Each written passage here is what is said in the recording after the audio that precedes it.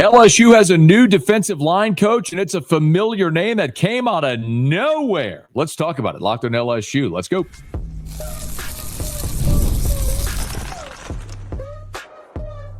You are Locked On LSU, your daily podcast on the LSU Tigers. Part of the Locked On Podcast Network, your team every day. Okay, let's get it. It is Locked on LSU, your team every day. I'm your host, Matt Moscona. Thanks so much for making us your first listen. We are free, available wherever you get podcasts, of course, on YouTube as well. So please subscribe. As always, one of the fastest ways to help us grow is by leaving your comments below. So thank you for that. We got a ton to get to. Tiger baseball begins a 3-game series against North Alabama. We got some 2025 SEC strength of schedule numbers. Oh, you've got to hear this. Some big takeaways. But the gigantic news, the surprising news that dropped on Thursday is that LSU does, in fact, have a new defensive line coach, and it is a familiar name to LSU fans. Former Tiger All-American defensive lineman Kyle Williams will be LSU's new defensive line coach. So, in case you haven't been following along, Kyle Williams out of Ruston was part of the 2003 National Championship team, was part of Les Miles' first team in 2005, and then after that, Kyle Williams went to the NFL. He was drafted by the Buffalo Bills, played his entire 13-year career in Buffalo, was a team captain, a fan favorite, and when his career ended, he went back to his hometown of Ruston. That's where the story begins. By the way, today's episode is brought to you by FanDuel. Right now, new FanDuel customers can get $150 in bonus bets if your first $5 bet wins. So, when Kyle Williams retired from the NFL, he goes back to his hometown of Ruston. His last season in the NFL was 2018. He goes back to Ruston, and in 2020, after taking a year off, 2020 is hired as the defensive coordinator at his alma mater, Ruston High. And he coaches defense there at Ruston from 2020 through the 2024 season. So 5 years as the DC. As a matter of fact, Kyle Williams coached Ahmad Bro, who's currently LSU's an LSU defensive tackle. Bro was a defensive end at Ruston, and then when he came to LSU, they put some weight on him, and he moved inside and had a really good year as a freshman this year as a defensive tackle. Well, now he'll be coached yet again by Kyle Williams. So I am just so, by the way, Aiden Anding, a 2025 Ruston signee with LSU. He'll be starting his freshman season in Baton Rouge in the fall. Aiden Anding played at Ruston as defensive coordinator, Kyle Williams. So anyway, there's a lot I want to get to here with Kyle Williams' hire. Most importantly, or where we start, is that this is a giant surprise. I want to start there. First of all, he's got no college experience. You go from Bo Davis, who is arguably the most respected defensive line coach in college football. Bo Davis was known as a great recruiter. He's a great technical defensive line coach. He'd been in college at LSU, at Alabama with Nick Saban. He'd been in the NFL. He'd been at Texas, then to LSU again. He was an amazing defensive line coach from the Pete Jenkins tree. And you hired Bo Davis because you needed stability at that position after you had so much turnover, like we've chronicled, since 2020. And, Bill Johnson retired, and then you went to Andre Carter, and then Jamar Cain for a year, and then an interim with Gerald Chapman, and then you hired Jimmy Lindsey, and he got sick, and then you replace him, and you bring in you had John Jancic, and then you had Pete Jenkins come in the middle of the season in 23, then you bring in Bo Davis thinking you're going to steady that position. And Bo Davis, remember, with his ties to LSU, great ties to Scott Woodward, ties with Verge Osbury, and Frank Wilson, and members of this LSU coaching staff. So it was very easy for that hierarchy to go raise the money to pay Bo Davis $1.25 million, make him the highest paid defensive line coach in the country, to bring him home. And you thought, okay, we're paying him a lot, but this is going to be it. Well, if you're an everydayer, you heard our episode about Bo Davis, and thank you for that. Bo kind of fed up with the whole NIL stuff. I don't think he was looking to leave, but the Saints came calling. It was an opportunity to get away from this era of college football, stay in the state of Louisiana. His son is, in college in the state of Louisiana. It was at Southeastern, and so it made sense. And so he left. Well, you went from arguably the best defensive line coach in the country to a defensive line coach with no college experience. And it's also worth noting that Kyle Williams, after the 2024 season, resigned as Ruston's defensive coordinator. He was done coaching. And there's a lot of reasons for that.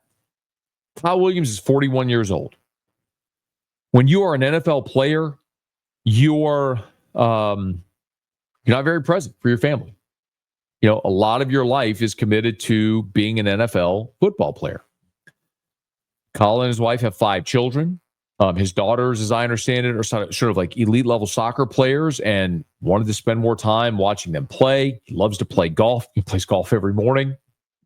Then we go coach. With all that, and now you're taking on a major power 4 position coach job. It's a major time commitment. So there's a lot of reasons why this is surprising. Also, Kyle Williams has never recruited. He's never been a college coach. He's never had to go recruit. When you're one of the 10 on-field full-time assistants, those are the only guys with the head coach that can go off campus and recruit. It's a big part of the job.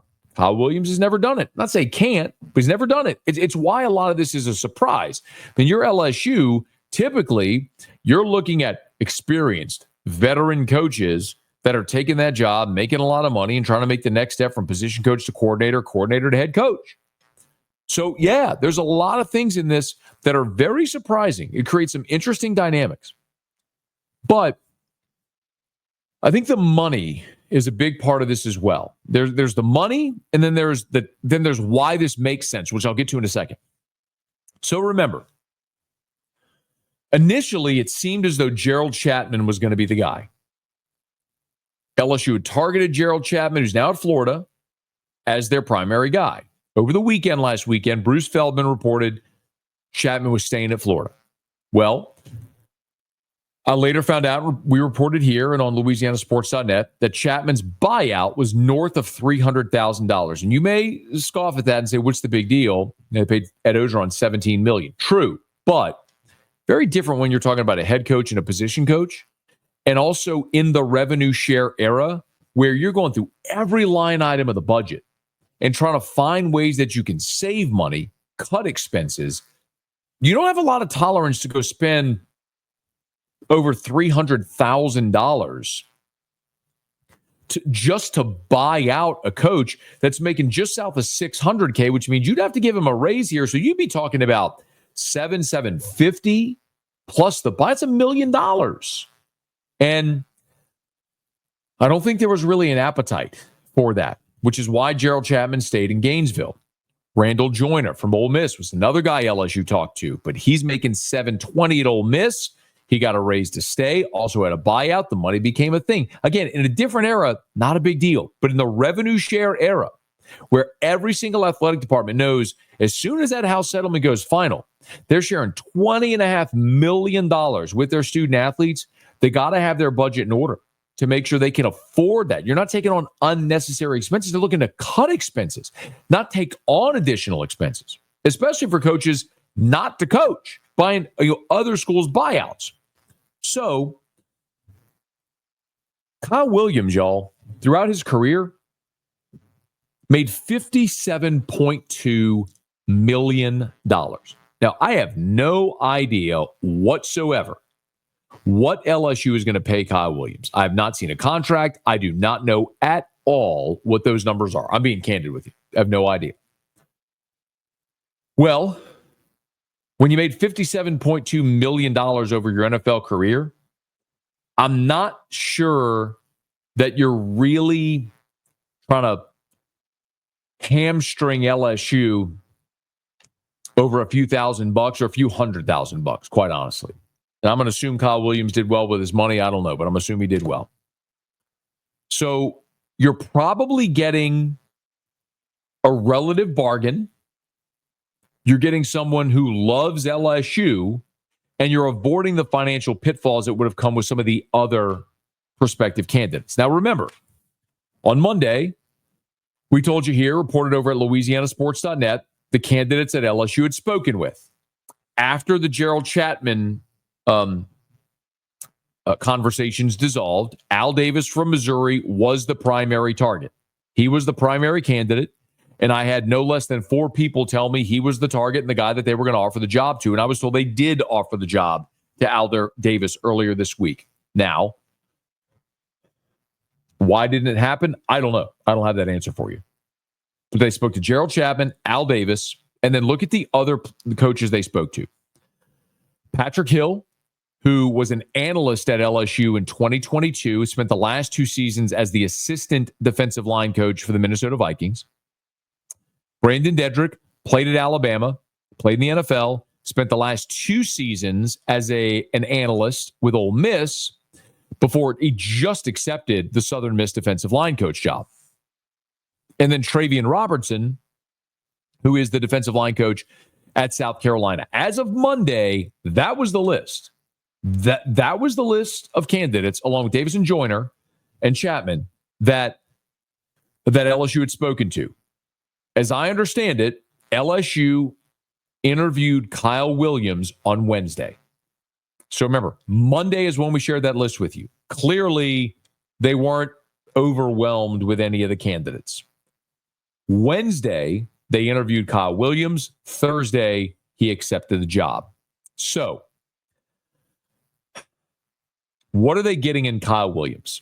Does this make sense at all? What are the pros as opposed to the cons?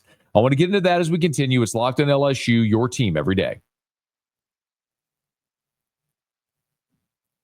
Today's episode is brought to you by FanDuel. When the game tips off, the NBA action is just getting started. And there's no better place to get in on it than FanDuel, America's #1 sportsbook. With FanDuel, you can place live bets throughout the game. So even if you miss the opening tip-off or you want to bet on a fourth quarter comeback, you can stay in the action. And if you're looking for a bigger payout, you can even combine your live bets into a same-game parlay. You know, I love using FanDuel's live betting feature. Told you about that plenty. It keeps every moment of every game exciting. If you're backing your team for a late-game rally, if you're picking a player to hit a clutch 3, I never feel like I missed my chance. Plus, the app is easy to use, and when you win, you get paid instantly. Right now, new FanDuel customers can get $150 in bonus bets if your first $5 bet wins.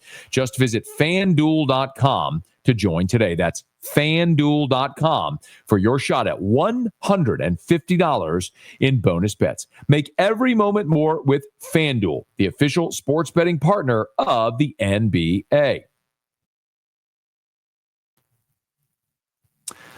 So we've talked a lot about how LSU got to the point. The candidates that they interviewed, maybe none of them overwhelming. I mean, the names I just mentioned to you, Pat Hill, Brandon Dedrick, Travian Robertson, would any of those blow you away? Not really.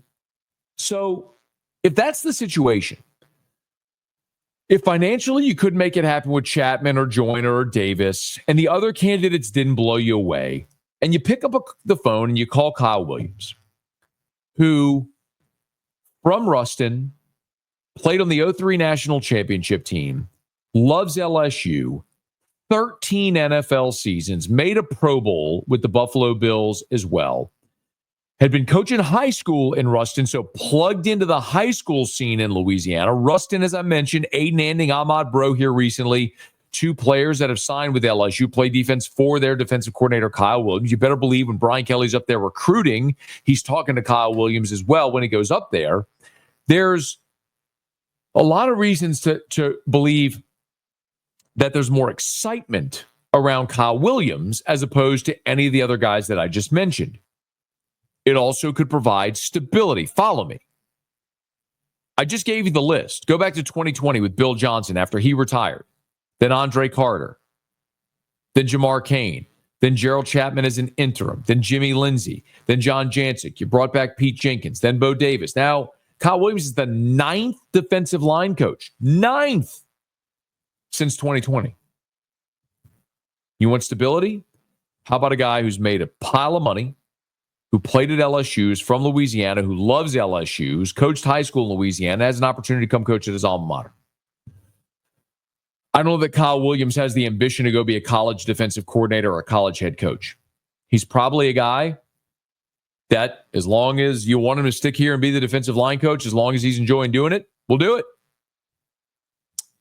Talked about recruiting, the fact that he has no recruiting experience. And that is a negative, except that in this era, it probably isn't. Remember, Bo Davis has the reputation as a great recruiter, maybe the best among defensive line coaches.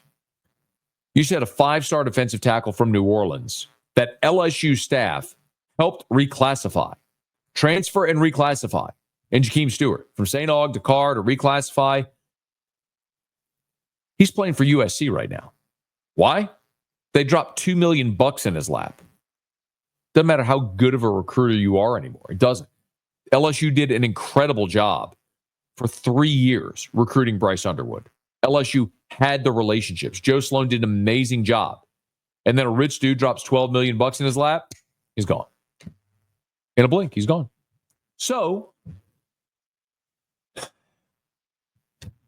I don't know that recruiting prowess actually matters.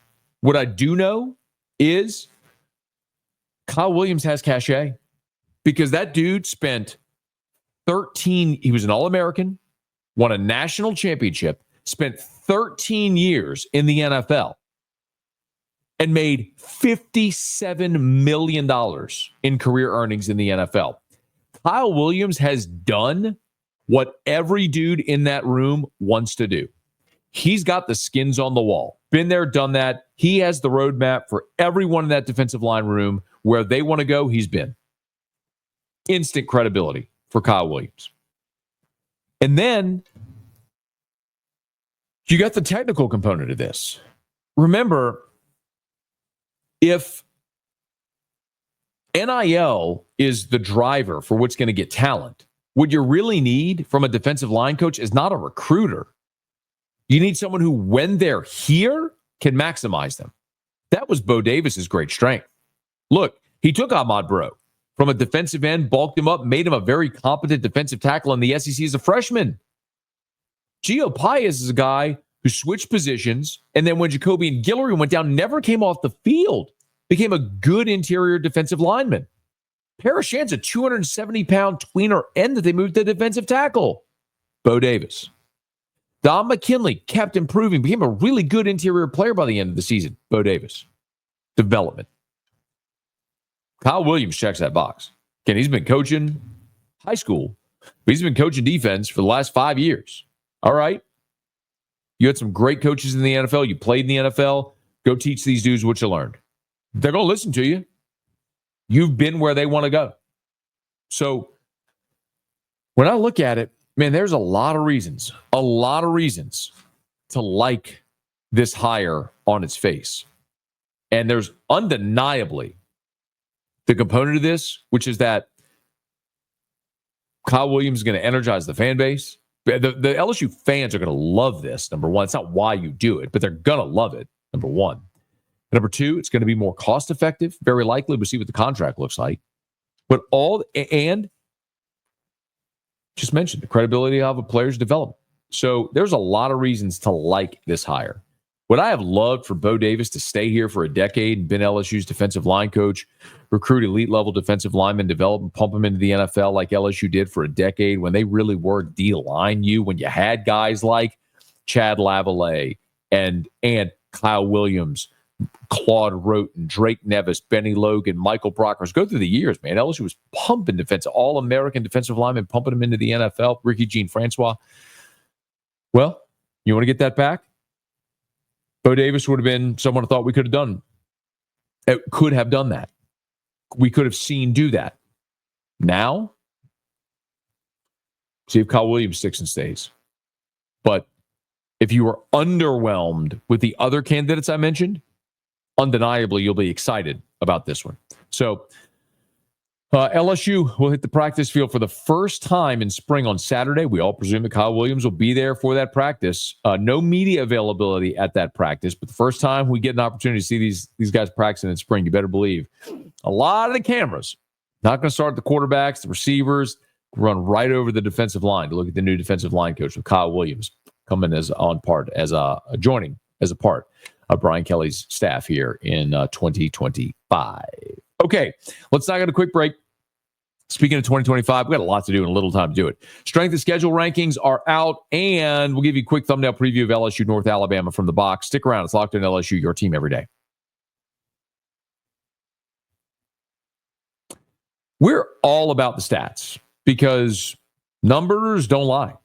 And when it comes to the all-new Nissan Armada Pro 4X, the numbers are on an MVP level.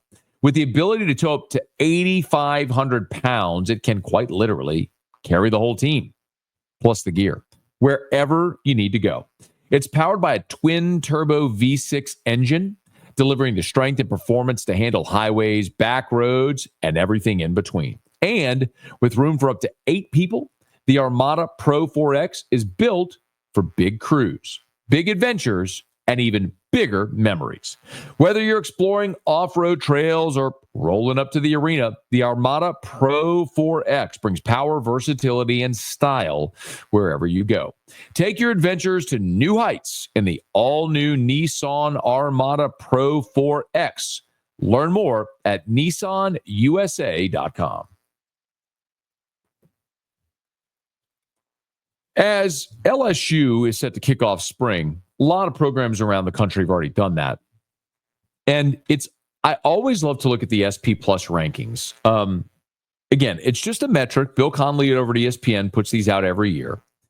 And it's a strength of schedule metric worth looking at. And he'll update this as the season goes along as well. But effectively, the way he puts together his strength of schedule is it's a projected win percentage against an average top 5 team. Excuse me. It's a projected win percentage that an average top 5 team could be expected to go against your schedule. So how would a top 5 team do against LSU schedule or Florida schedule or Oklahoma schedule? Figured out. Well, every SEC team, the entire league, all 16 teams are in the top 25 strength of schedule. LSU, if you're wondering, is ninth, not in the league, ninth in the country in strength of schedule. Oklahoma, number 1. Florida, number 2. Arkansas, 3. Vandy, 5. Mississippi State, 6. South Carolina, 7. Kentucky, 8. There's LSU at 9. Followed by A&M at 10. Bama at 11. Texas at 12. Georgia at 13. Auburn's at 15. A little bit of a gap. Then the next 3, 23, 24, 25. Ole Miss, Tennessee, Missouri. So I got a few observations. 1, Oklahoma screwed. Oklahoma has the toughest strength schedule in America. Coming off a season where they were just 6-6. And Brent Venables, I would presume, is on the hot seat. I get it. You brought in John Mateer as your quarterback from Washington State. Ben Arbuckle as offensive coordinator from Washington State. You may be better, but it may be a thing where even though you're better, your record's not going to reflect it. They may be a 7-5 football team this year. So Oklahoma's strength of schedule, brutal. How about Florida, number 2 in the country? Again, Billy Napier and the Gators, with DJ Lagway going into his sophomore year, a situation where you would hope or think they'd improve, but given that schedule, not just who you play, but when and where you play them. Ole Miss, Tennessee, Missouri. Remember, a year ago, a lot of people were high on Ole Miss, Tennessee, and Missouri to make the playoffs because they had weak schedules. Well, none of that has changed. Remember, in 2025, every SEC team is going to play the exact same conference schedule they played a year ago. They're just going to play it all in reverse. So the home and away just flips for 2025. So Ole Miss, Tennessee, Missouri, 23rd, 24th, 25th, the three easiest schedules in the SEC. The one that changes is Texas. Now, remember, a year ago, especially at media days, we kind of laughed. And I said, when you looked at Texas's schedule, it was almost like someone from the league office handed Texas a blank sheet of paper and said, here, who do you want to play year one in the SEC? That's how easy it was relative to an SEC schedule. Well, look at this year. Texas is going to open at Ohio State, the defending national champion. Now, Ohio State's got a ton of turnover, but they still got to open at Ohio State. And they got to go to Georgia. Remember, 10-2 feels like the baseline to get in a 10-team playoff. So if Texas loses to Ohio State week one on the road and at Georgia in November, they have no margin for error. You have to be perfect everywhere else. And when you look at that schedule, Texas has a trip to the Swamp in Florida. They'll play Oklahoma in a rivalry game. They got to go to Kentucky and Mississippi State. They get Vanderbilt, but they got to go to Georgia. They play Arkansas and Texas A&M in a rivalry game. You can't have a slip up anywhere. So Texas might have a big uh-oh this year because even with Arch Manning, I don't know how they avoid three pitfalls on that schedule. And if you lose 3 games, you're out of the playoff. The other observation I would tell you, every year we go to SEC Media Days, I always look and wonder, okay, what coach is here for the last time? Because every year, seemingly, you've got this gross turnover. There's always going to be coaches that leave. Even, as tragic as it was, Mike Leach, who tragically died. We were all anticipating he'd be there, but the next year he wasn't. And he was replaced by Zach Arnett. And after 1 year, State fired Zach Arnett. So in 3 years, there were 3 different Mississippi State coaches at SEC Media Days. Well, what coaches on the hot seat have an unfavorable schedule? How about Sam Pittman? Arkansas, the 3rd toughest schedule in America. How about Mark Stoops? 8th toughest schedule in America. How about Kalen DeBose? I get it. Just 1 year at Alabama. But you go lose 4 games where people aren't accustomed to that, you follow that up with another 8-4 type season. What are people saying? They have the 11th toughest schedule in all of college football. And how about Hugh Freeze? There's only 3 SEC teams, Ole Miss, Tennessee, Missouri, that have a weaker strength of schedule than Auburn. But remember, Auburn still got the 15th hardest schedule in America. So you're bringing in Jackson Arnold from Oklahoma. We'll see how that works. But it's a very real possibility that when you look at Auburn, even though they could be better, the record may not show it because of the schedule you play. I'd say the same thing with Oklahoma. That was 6-6 this past year. LSU is a fascinating one. Tigers are 9th in the country in strength of schedule, which is a daunting task, but it's right smack dab in the middle of the SEC as far as strength of schedule. And it feels like it could be manageable. Got to open up at Clemson. We know that is not a favorable spot to open. And you have to go to Tuscaloosa. So like the same way we talked about Texas with knowing you got to go to Georgia and to Ohio State, you lose those 2 games, you have no margin for error. Probably the same thing there for LSU. All right. LSU, again, starts spring practice. Excited about this. Tigers will start spring practice coming up on Saturday. As we get updates from practice, we'll certainly let you know. Hey, before we get out of here, baseball Tigers are at home against North Alabama this week. The Lions are 3-8. They stink. But one of the interesting things about this weekend is that for the first time this year, LSU is going to play a weekend that will simulate what they're going to see in SEC play. Remember, opening weekend at home against Purdue Fort Wayne, LSU played that 2:00 Friday game. Same thing the next week. When Omaha was here, they ended up playing the weird doubleheader because of the bad weather. And then this past weekend, they were in Frisco, where Friday they played at 2:00, Saturday they played in the evening, then Sunday they moved the game up because of weather. You've had a Monday game during the day. You understand the point? Like, it's been a weird schedule. Well, now you look at it, Friday night at the box, Saturday night at the box, Sunday, 1:00. That's what your home SEC weekends are going to look like, so you can start to get your circadian rhythm down if you're the LSU players. And it helps that you're going to play a team that's just 3-8 on the season. LSU has announced its pitching rotation. It'll be Anderson, Irons, and Shores, so no changes.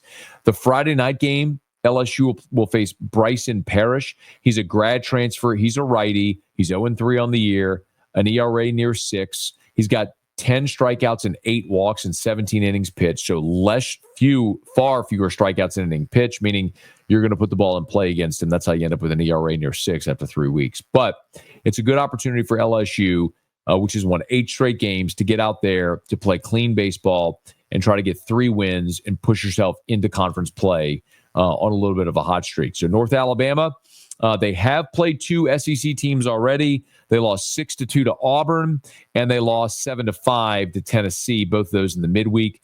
Not a very good offensive team. They're hitting .211 as a team. That is an indicator when a team is struggling offensively like that. Don't give them base runners. Make them earn it, because they've shown pretty consistently here they can't. So throw the ball over the plate.